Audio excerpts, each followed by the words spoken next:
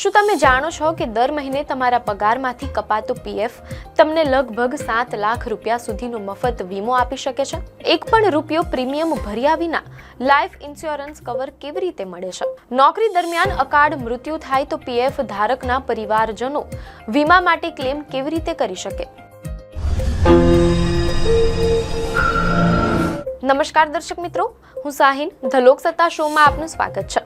દેશના કરોડો નોકરિયાત વર્ગ અને પગારદાર કર્મચારીઓ માટે એક અત્યંત મહત્વપૂર્ણ અને ફાયદાકારક સમાચાર સામે આવ્યા છે.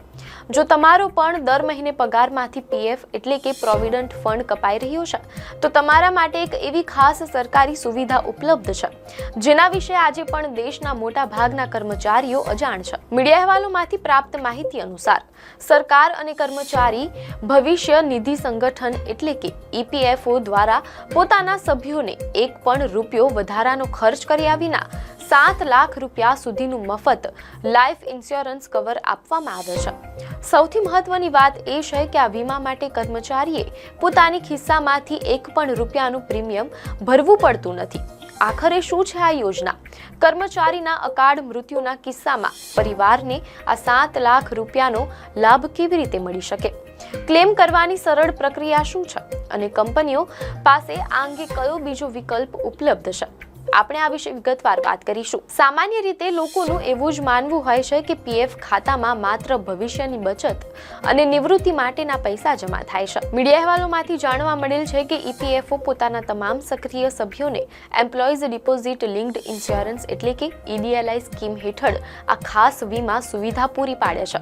આ યોજના નવી નથી, પરંતુ તેની શરૂઆત વર્ષ 1976માં કરવામાં આવી હતી. આ યોજનાનો મુખ્ય ઉદ્દેશ્ય પીએફ ખાતા ધારકો અને તેમના પરિવારને સામાજિક સુરક્ષા પૂરી પાડવાનો છે. આ ઇન્સ્યોરન્સ કવરની સૌથી મોટી વિશેષતા એ છે કે તેના માટે કર્મચારીના મૂળ પગારમાંથી એક પણ રૂપિયો કાપવામાં આવતો નથી. આ વીમા પોલિસીનું સમગ્ર પ્રીમિયમ કર્મચારીની કંપની એટલે કે નોકરીદાતા દ્વારા ચૂકવવામાં આવે છે. જે કંપનીમાં કર્મચારી કામ કરે છે તે કંપની કર્મચારીના બેઝિક પગાર અને મોંઘવારી ભથ્થા એટલે કે ડીએના 0.50% જેટલો હિસ્સો દર મહિને આ ઇન્સ્યોરન્સ સ્કીમમાં જમા કરાવે છે. આમ કર્મચારી માટે આ વીમો સંપૂર્ણપણે મફત રહે છે. હવે સવાલ એ થાય કે આ યોજના હેઠળ પરિવારને કેટલા રૂપિયાની આર્થિક સહાય મળે છે અને તેની શરતો શું છે? તો મીડિયા અહેવાલોમાંથી જાણવા મળેલ છે કે કાયદા અનુસાર જો કોઈ પણ ઈપીએફઓ સભ્યનું નોકરી દરમિયાન કે સર્વિસમાં હોય ત્યારે અકાળ મૃત્યુ થાય છે તો તેના નોમિની અથવા કાનૂની વારસદારને આ વીમાની રકમ આપવામાં આવે છે. આ યોજના હેઠળ ઓછામાં ઓછા 2.50 લાખ રૂપિયા અને વધુમાં વધુ 7 લાખ રૂપિયા સુધીની રકમ એક સાથે જમા આપવાની જોગવાઈ કરવામાં આવી છે. આ યોજનાનો લાભ મેળવવા માટે એક ચોક્કસ શરત નક્કી કરવામાં આવી છે.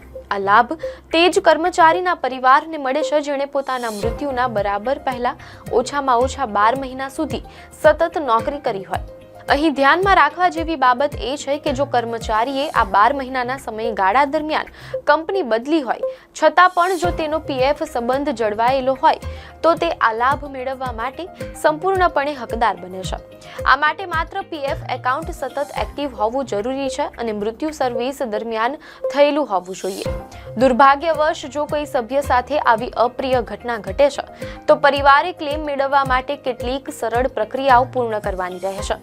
મીડિયા અહેવાલો અનુસાર સૌપ્રથમ નોમિનીએ પીએફ કમિશનરની ઓફિસમાં જઈને ફોર્મ 5IF ભરીને જમા કરાવવું પડે છે. આ ફોર્મની સાથે કેટલાક મહત્વપૂર્ણ દસ્તાવેજો જોડવાના હોય છે જેમાં કર્મચારીનું મૃત્યુ પ્રમાણપત્ર, ઉત્તરાધિકાર પ્રમાણપત્ર અને નોમિનીના બેંક ખાતાની વિગતો આપવાની રહે છે.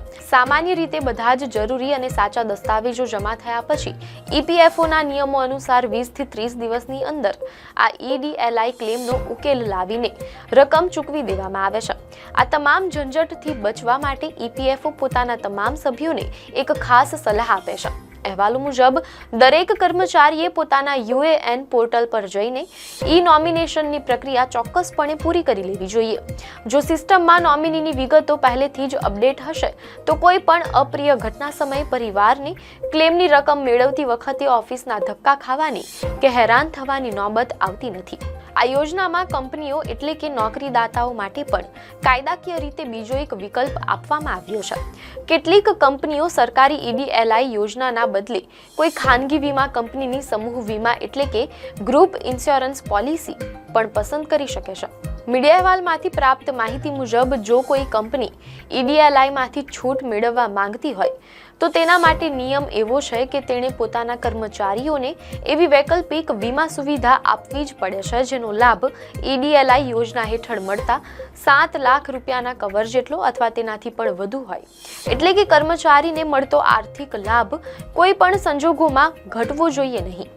તેથી દરેક PF ધારક કર્મચારીએ પોતાની કંપનીના HR વિભાગ પાસેથી આ જાણકારી ચોક્કસ મેળવી લેવી જોઈએ કે તેમની કંપની સરકારી EDLI યોજના સાથે જોડાયેલી છે કે પછી તેમણે કોઈ અન્ય વૈકલ્પિક ગ્રુપ ઇન્સ્યોરન્સ પોલિસી લીધેલી છે.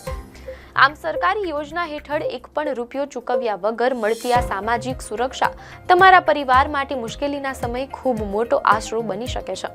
જો તમે હજુ સુધી તમારા PF એકાઉન્ટમાં નોમિનેશન પૂર્ણ નથી કર્યું તો આજે જ UN પોર્ટલ પર જઈને આ પ્રક્રિયા પૂર્ણ કરી લો, જેથી તમારા પછી તમારા પરિવારને કોઈ આર્થિક મુશ્કેલી કે સરકારી ઓફિસોના ચક્કર ન કાપવા પડે. આ અહેવાલમાં આપવામાં આવેલી માહિતી માત્ર સામાન્ય જાણકારી અને જાગૃતિ માટે છે.